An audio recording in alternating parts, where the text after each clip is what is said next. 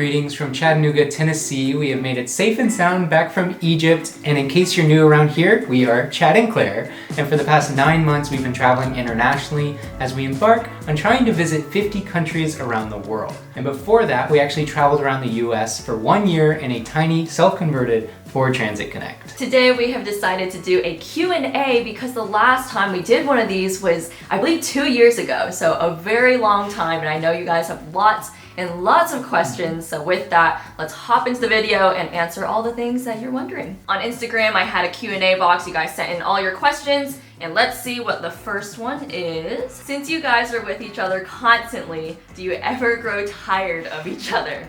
Kicking it off strong here.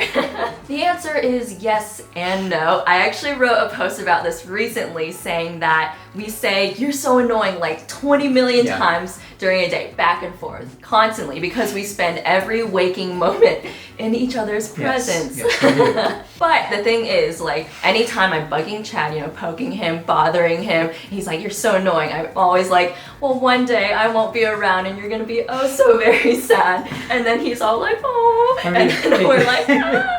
It does make you think, like if your partner is gonna die one day and you don't even know about it, it does make it easier to get over things that are very annoying. So in short answer, yes, we are very annoyed by each other, but it's honestly a flip of a switch. And then we're like, oh my gosh, we need hugs. All right, next question. Do you ever struggle with feeling lonely / without community while traveling? So before 2022, I can definitely say we felt a little bit lonely, but it wasn't because we weren't hanging out with other people. It was just that we didn't really have many people to talk to that were doing the exact same thing that we were doing. That is traveling around the US or around the world and creating content. There were all these bigger channels that we would watch, and we would wish that we could be friends with them, but we were so small at that moment that it was just really hard to find a community that could kind of understand what we were doing. I do think the biggest change of 2022 is that we've started to reach out with other creators, and that's been so good for our mental health because they really understand the stress and anxiety of creating and by putting yourself out there all the time. Recently in the February of this year, we met up with Chris and Sarah from Let's Be Us in Chattanooga, Tennessee, and then we met up with Ian and Anna from the other side in Luxor, Egypt. And just being able to talk to other creators has been so enlightening, and it's just made us feel so good about what we're doing.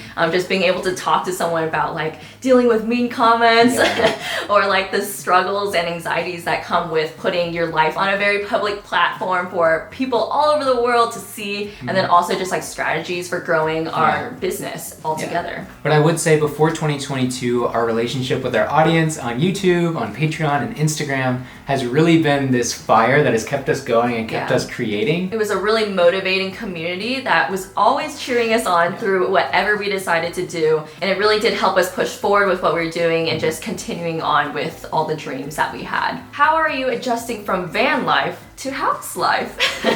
So as you can see, we are actually not living in our house yet. We are at my parents' house as the house is still getting built out. Yes, it is currently a construction zone and it is not livable. We'll be updating you guys in our next video, which will come out in 5 days. So I guess you can't really say we've really experienced house life yet because we are still living with our parents, but what we have felt a little bit is just like the financial stress burden that comes with owning a house and paying for a house. So yes, it is quite the financial stress from the moment we wake up in the morning. We think about it all the way till the moment we put our head on the pillow. But I do still think it is a good investment in the long run, and it is just really, really nice to have our own place as a married couple where we can work, where I can produce artwork for our shop and create these videos. So it is really important that we have this workspace as well as a home. So the next one is kind of similar. How does international travel compare to your time in the van? Short answer, physically more comfortable and then mentally more stressful. So let me talk about the physical aspect. Of course, when we're doing international travel, it's just been really good for our health. We're able to stand up whenever we please. And also we're just showering on a regular basis and not enduring unbearable temperatures.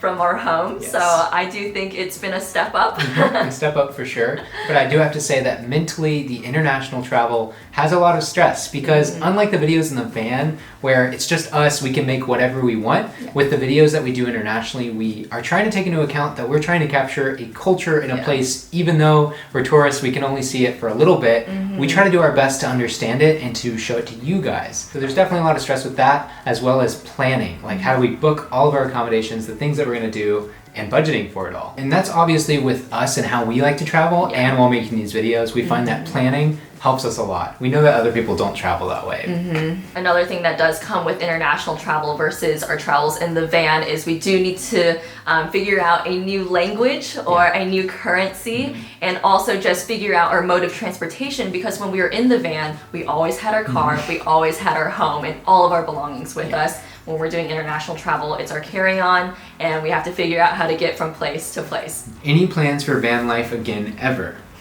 Ever again? I would say so.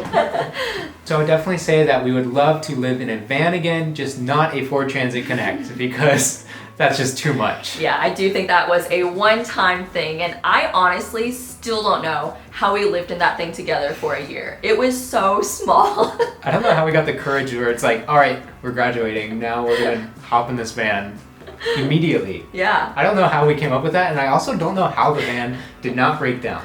I also don't know how we posted a video of our 4Js in that thing. Yeah. With like, no Wi-Fi or Yeah. anything, just like our cell service. That was a crazy, crazy year. If you've been around since then and watching us be in a haze during our time in the van, like, thank you for You're sticking so around. dirty. Yeah, we were really gross, and I don't even know how our content was captured. Do you guys want kids later on?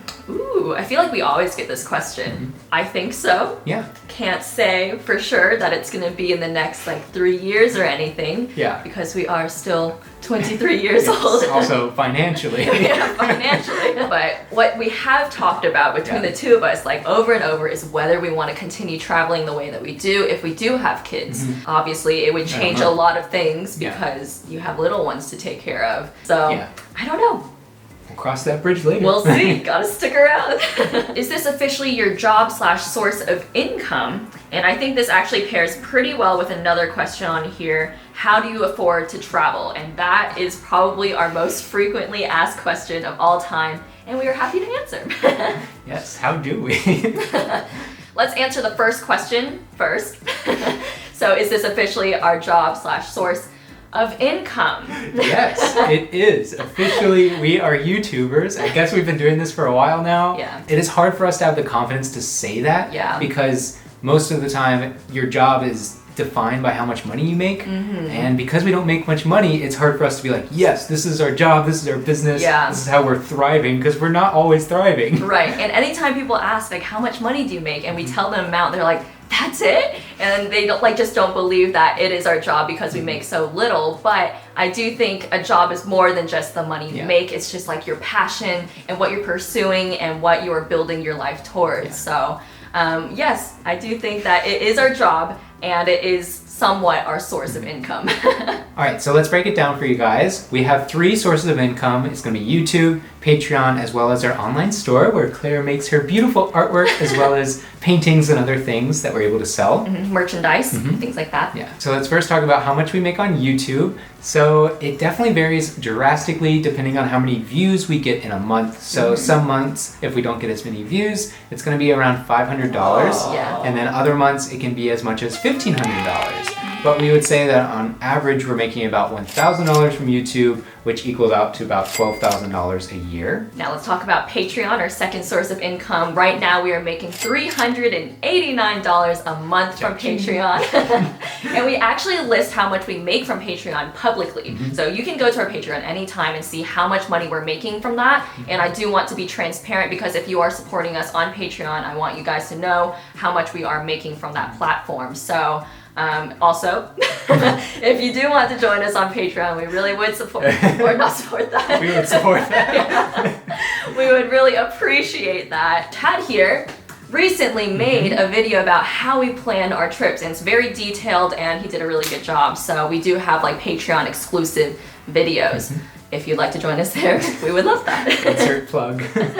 All right. Shameless plug. Yeah, shameless plug. for Completely real. shameless. Our final source of income is our website shop where we sell merch as well as Claire's cookbook and her one-of-a-kind travel-inspired pieces. And on average, we make about $600 a month from our shop.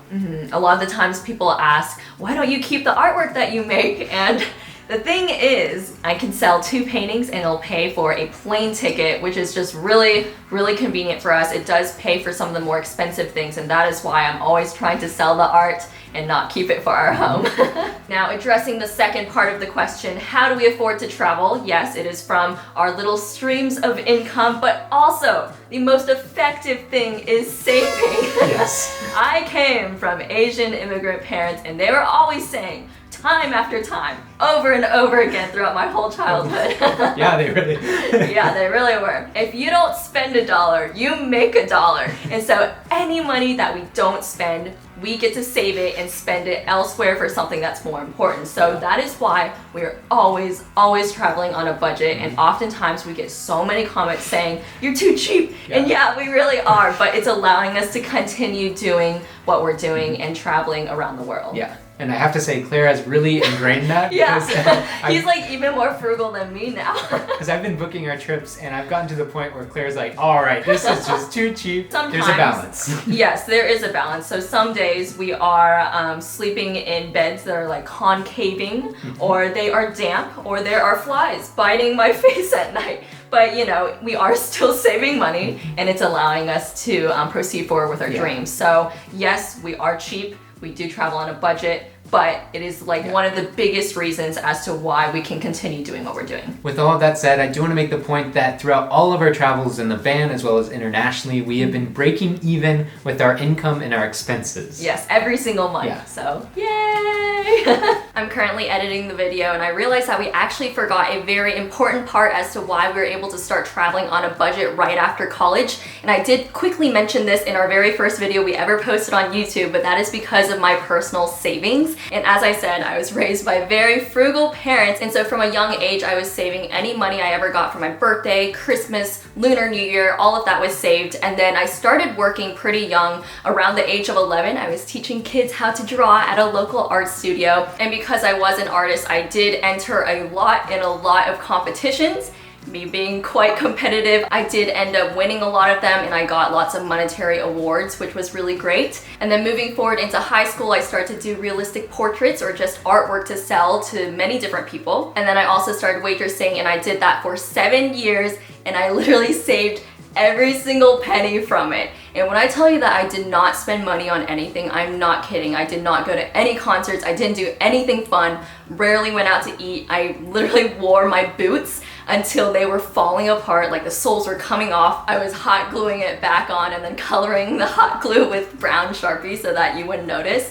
And even now, like, I'm still wearing clothes that I got from high school, and so that is why we had the savings to kind of launch us into what we're doing now. So honestly, like, if I didn't have my savings, I don't know how we would have gotten started. And so I just did want to mention that because it was a really big part to the start of our career on YouTube. So Claire is an absolute legend and I am very grateful to be with her. She's the best. Do you guys get anxiety being in a foreign country where you don't speak the language? What we've noticed is that the destinations that we're going to in a country normally has enough tourists that English is actually a rather common language. And we have talked about this time and time again. We are so incredibly blessed that English is our first language and that it is also the universal language. Yeah. As we venture farther away from the tourist destinations, that is when body language comes into play. So if you're hungry, you know, you gotta use the bathroom. Yeah. Or you point. I'm so upset. Yeah. Yes. The next two are really, really sweet because it kind of just like, it makes us seem like human beings more than just like travel content creators. Yeah. But someone asked, what's a memorable meal that you've shared? So for me, this is not going to be some crazy meal or anything. I think one of the most memorable meals was actually us eating dinner at a Costco parking lot because we pulled out our little cooler and we had 2 chairs. I think I was sitting on a curb or something. And it wasn't in a beautiful place, but it was just a meal that was really good and we got to spend some quality time together. Yeah, I remember that. The weather was really good. Yeah, we had the perfect view of the Costco. Yeah.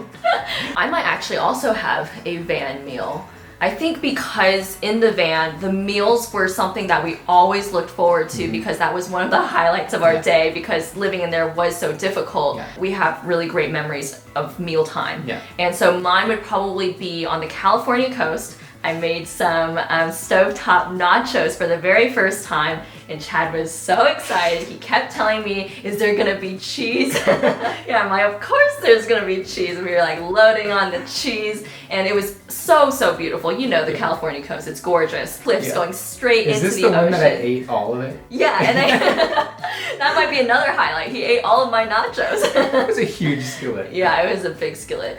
I do want to say we ate a lot in the van, and we now realize that there's another comment we got over and over. Yeah. It's like, wow, you guys eat a lot. And like now that I watch our videos back on it, I'm like, wow, we really did. You're hungry. Yeah. Next one, another very sweet one. How have you pushed each other out of your comfort zones? I think one of the biggest ways Claire has pushed me, well, there's lots of ways. First off, she'll have me like eat a grub in the Amazon. We'll jump in the Baltic Sea in Yeah. Finland. We'll do things that I just genuinely was like, no, we are not doing that. Yeah, he would always try to like get me out of it. And Yeah, I I'm was like, no, we're going to do it. And I would be so annoyed. I would not want to do it, but then after the fact, I'm always like, that was awesome. Yeah. I'm so glad we did that because then it's like, that's another core memory that I'm never going to forget. Right, yeah. It's always those insane moments that will stick with you until the end of time. I guess for me, with dear Chad here, Yeah, what is it? he has pushed me to actually go out and talk to other people. Like the whole idea of meeting up with other creators, that was completely his idea. He has always been all about making sure that we have a strong community. And another thing is that he has made me realize that relaxing sometimes is okay. Whoa, I did not think she would say, I really didn't expect that at all. Yeah, with that said, I would say Claire has made me an actual hard worker. Yeah, Like, yeah. We're like beforehand, starting to yeah. flip in personality. We're merging. Yes, we are becoming one. Now the last question, and the question that everyone is wondering, where are we going to next? Well, if you are ever wondering, find out on our Patreon. We actually tell our patrons about 1 month early, anytime we're about to go to a place, so that they have a heads up. Of course, we can't say where we're going next because that is an added bonus or benefit to Yeah. our Patreon, so it wouldn't be fair if we like to leaked keep it it a here. secret, Yeah. So if you want to know, head over to our Patreon, but I can give you all 3 clues through a game of Pictionary.